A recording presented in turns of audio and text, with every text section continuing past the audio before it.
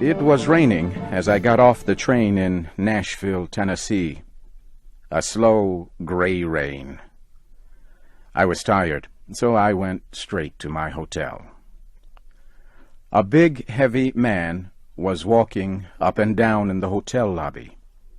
Something about the way he moved made me think of a hungry dog looking for a bone. He had a big, fat, red face and a sleepy expression in his eyes. He introduced himself as Wentworth Caswell, Major Wentworth Caswell, from a fine Southern family. Caswell pulled me into the hotel's barroom and yelled for a waiter. We ordered drinks.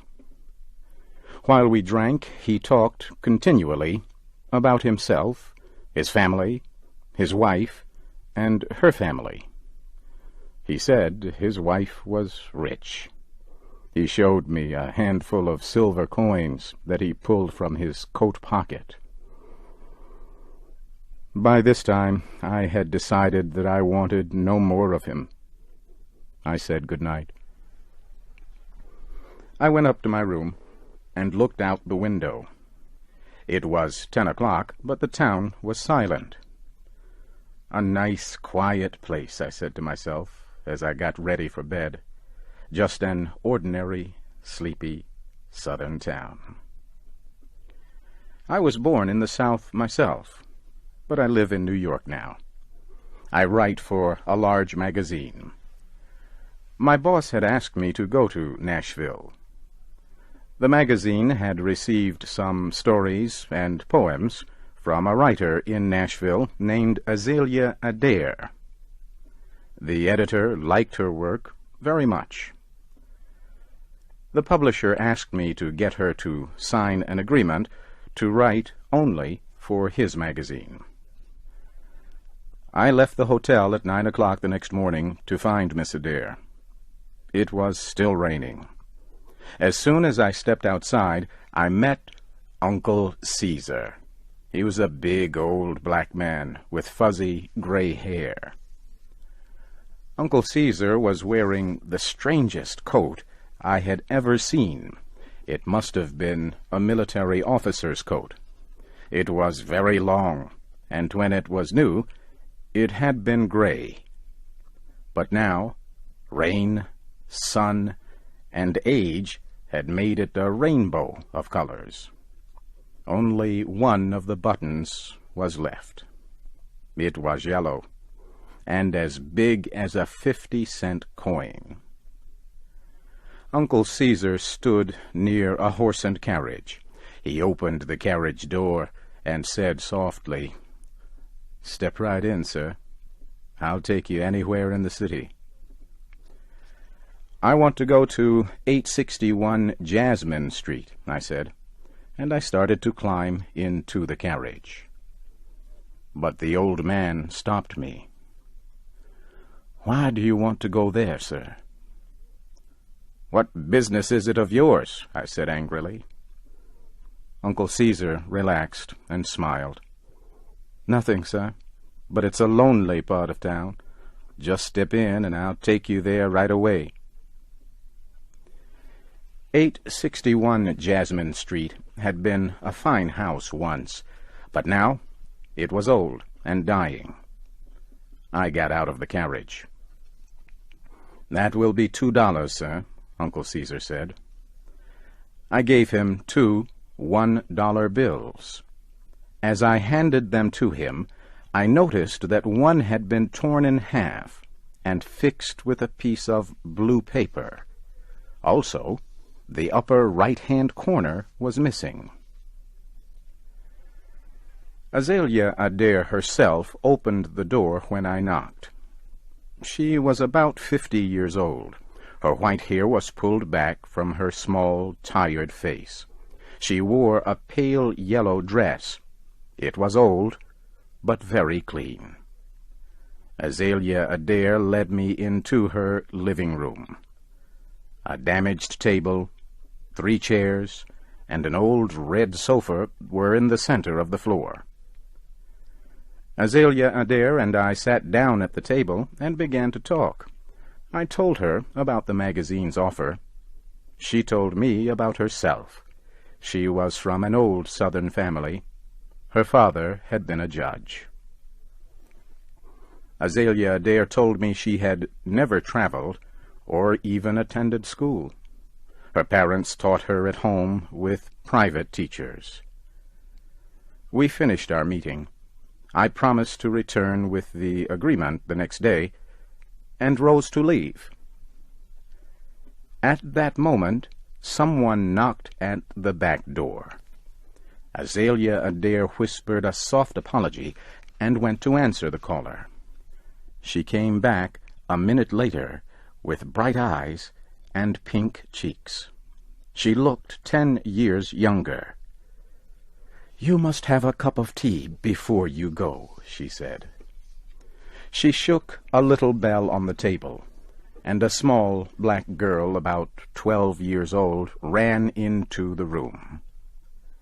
Azalea Adair opened a tiny old purse and took out a dollar bill.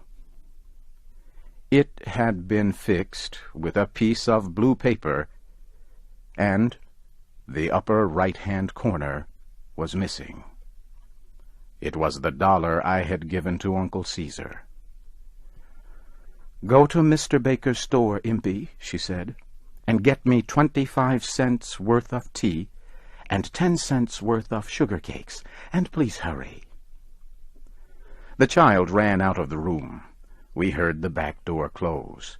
Then the girl screamed, her cry mixed with a man's angry voice. Azalea Adair stood up. Her face showed no emotion as she left the room. I heard the man's rough voice and her gentle one. Then a door slammed, and she came back into the room. "I am sorry, but I won't be able to offer you any tea after all," she said. "It seems that Mr. Baker has no more tea. Perhaps he will find some for our visit tomorrow." We said goodbye. I went back to my hotel.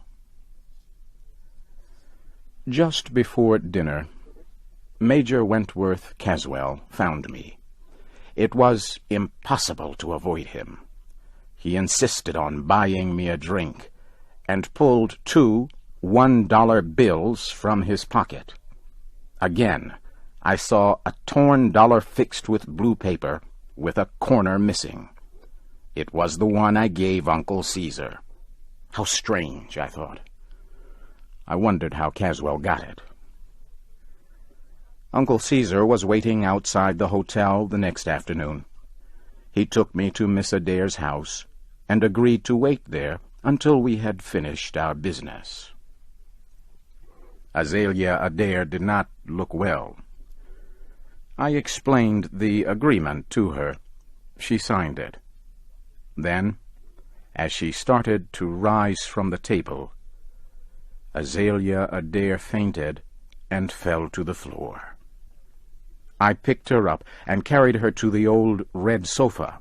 I ran to the door and yelled to Uncle Caesar for help. He ran down the street. 5 minutes later, he was back with a doctor. The doctor examined Miss Adair and turned to the old black driver. "Uncle Caesar," he said, "run to my house and ask my wife for some milk and some eggs. Hurry!" Then the doctor turned to me. "She does not get enough to eat," he said. "She has many friends who want to help her, but she is proud. Mrs. Caswell will accept help only from that old black man. He was once her family's slave." "Mrs. Caswell?" I said in surprise. "I thought she was Azalea Adair."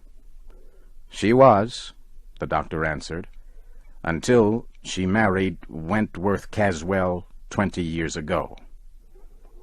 But he's a hopeless drunk. He takes even the small amount of money that Uncle Caesar gives her." After the doctor left, I heard Caesar's voice in the other room. "Did he take all the money I gave you yesterday, Miss Azalea?" "Yes, Caesar," I heard her answer softly. "He took both dollars." I went into the room and gave Azalea Adair $50. I told her it was from the magazine. Then Uncle Caesar drove me back to the hotel. A few hours later, I went out for a walk before dinner. A crowd of people was talking excitedly in front of a store. I pushed my way into the store. Major Caswell was lying on the floor. He was dead.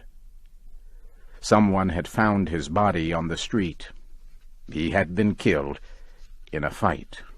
In fact, his hands were still closed into tight fists. But as I stood near his body, Caswell's right hand opened. Something fell from it and rolled near my feet. I put my foot on it, then picked it up and put it in my pocket. People said they believed a thief had killed him. They said Caswell had been showing everyone that he had $50, but when he was found, he had no money on him. I left Nashville the next morning. As the train crossed a river, I took out of my pocket the object that had dropped from Caswell's dead hand. I threw it into the river below. It was a button, a yellow button, the one from Uncle Caesar's coat.